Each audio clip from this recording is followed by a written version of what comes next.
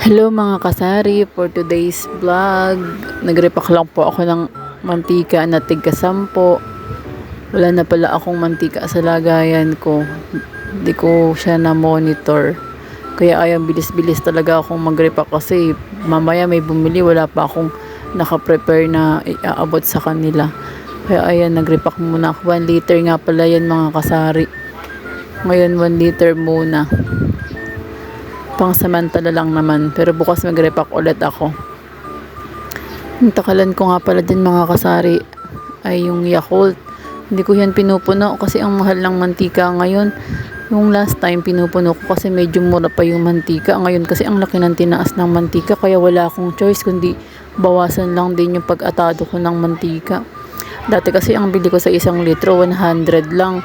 Ngayon 125 na, kaya nahirapan akong mag-adjust ng price ko sa mantika, tsaka yung pati ang pagtakal ko, nahirapan din ako mag-adjust dyan mga kasari.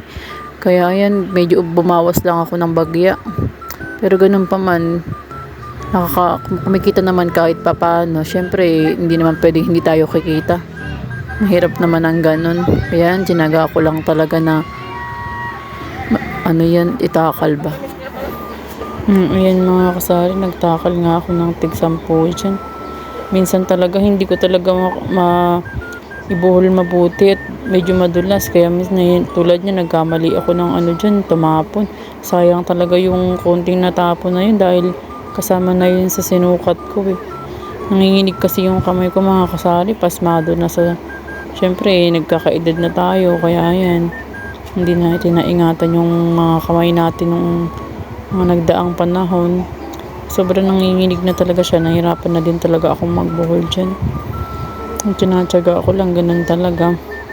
Pag wala naman tsaga ay wala naman mangyayari sa atin.